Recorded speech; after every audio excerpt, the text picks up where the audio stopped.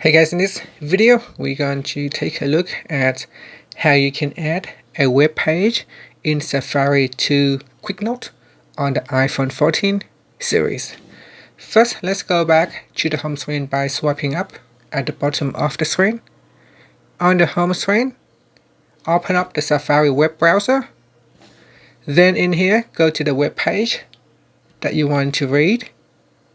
Then tap on the share button at the bottom in the navigation bar. Next, we scroll down and tap on Add to QuickNote. Then that web page link gets inserted into the QuickNote. From here, you can write some extra note. And then tap on Save.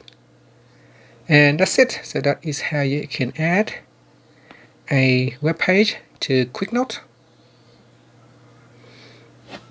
So here, if I go down, so save QuickNote, and that's it. Finally, you can swipe up to go back to the home screen. Thank you for watching this video. Please subscribe to my channel for more videos.